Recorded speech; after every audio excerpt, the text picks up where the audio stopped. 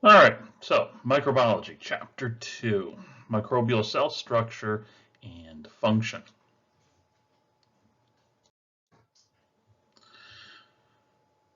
We're going to be focusing initially here on prokaryotes, bacteria, archaea, and we're going to be looking at what is commonly referred to as the cell envelope.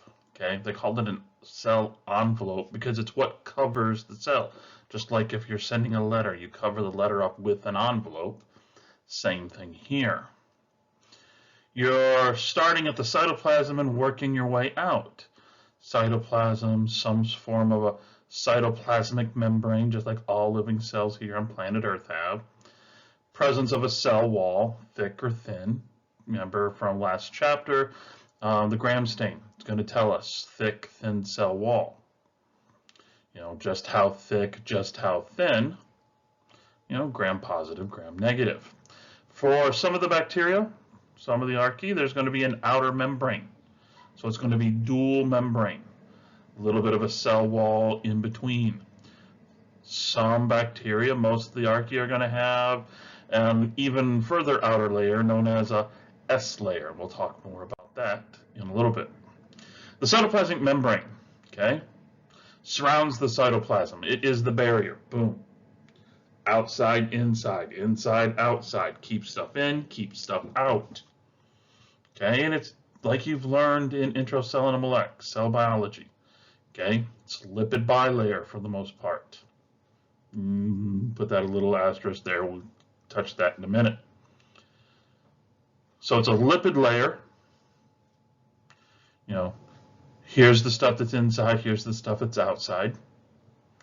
The lipid layer itself doesn't do any work. Doesn't do much of anything. So there's going to have to be some form of proteins present. It's the proteins that do the interaction. It's the proteins that do the work. When you look at bacterial and eukaryotic membranes, they're going to be about 8 to 10 nanometers wide. Okay, remember, nano, that means billionths.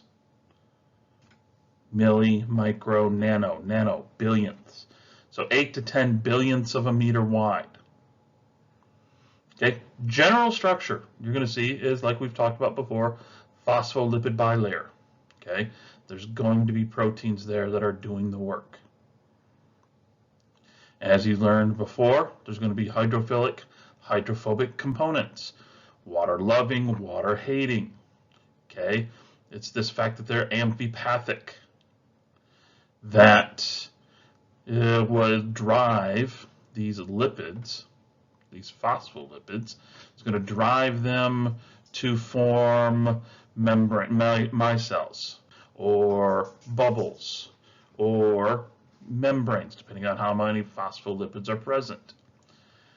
We're also going to see that the fatty acids are going to range in length. They're going to range in, are they saturated or unsaturated? Saturated means it has maximum number of hydrogens.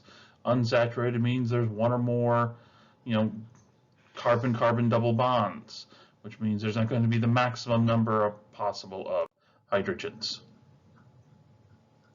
You look here, this electron microscope picture. You can make out, when you look at just the edge here, you can make out the dual layer here of phospholipids. They stained this in such a way so that the phospholipid heads take on and are thicker.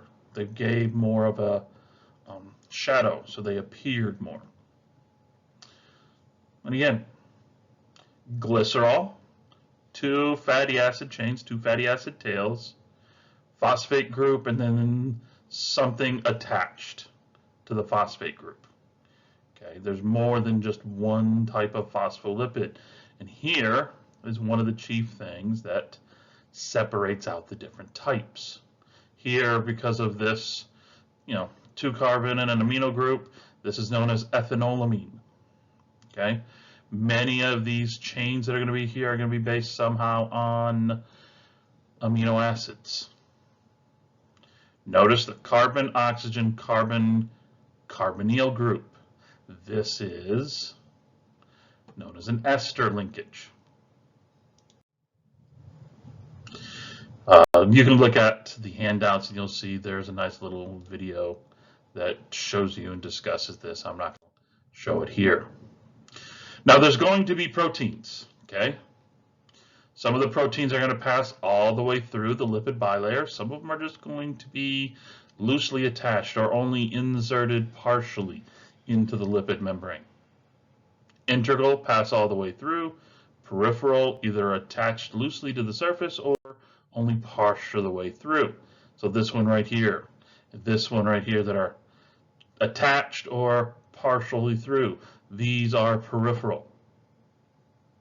The ones that pass all the way through, touch both cytoplasm and whatever's outside the cell, these are known as integral proteins. For the most part, the lipid bilayers are what you're going to see.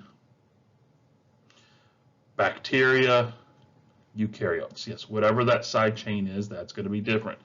Fatty acid tail length, how many carbon-carbon double bonds. Yes, that'll be different. Prokaryotes, eukaryotes. But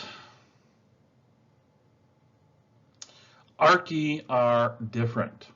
Instead of the ester linkage that I pointed out, they have what is referred to as an ether linkage. The phospholipids of archaea are going to have an ether linkage, and it turns out that the fatty acid chains here are going to be quite a bit different than anything we see bacterial or eukaryotic. Sometimes these chains are not only going to have side groups, but they may also form rings within the fatty acid chain. So you look at it, most of the archaea are going to have a lipid bilayer. Okay, glycerol, phosphate group. The difference here, ether linkage, carbon, oxygen, carbon. Doesn't have that carbonyl, so it's not an ester. But you look down here, you're going to see that there's going to be methyl groups maybe attached. Not methyl groups, maybe there's some form of a cyclic ring that's embedded within. But also look for some of the archaea. Instead of a lipid bilayer, you have a lipid layer. It is a singular lipid molecule. A singular lipid molecule with not only one, but two glycerols. Two glycerols with an extended fatty acid chains connecting them. The length of these fatty acid chains means that these two glycerols are spaced relatively the same distance as the two glycerols you see here from two individual phospholipids in a lipid bilayer. So not only do we have ether linkage, we can have methyl groups attached, and we can have dual glycerols separated by extended fatty acid chains.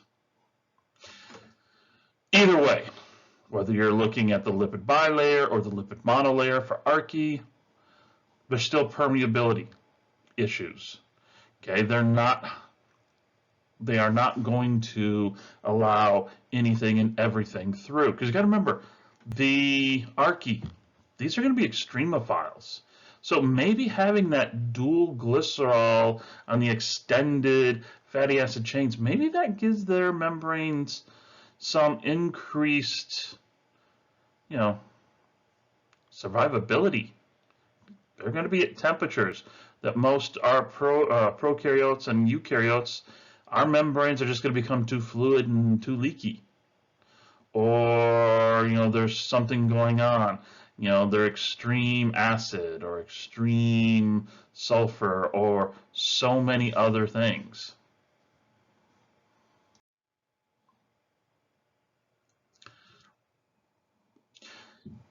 The cytoplasmic membrane, whether it's the lipid bilayer or the lipid monolayer of archaea, it's meeting multiple roles. Permeability barrier, keep stuff in, keep stuff out.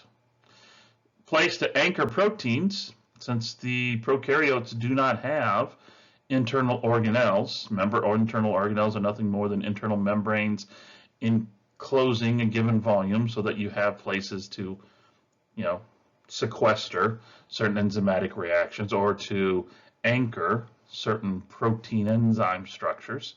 So you have to put them into the cytoplasmic membrane. And then where we have the mitochondria and all the cristae and the matrix and the intermembrane space as a place to pump hydrogens back and forth for oxidative phosphorylation. Prokaryotes can't do this. So what they can do is pump ions out and then allow the ions to travel back in via some form of channel, thus powering their version of, a proton motive force.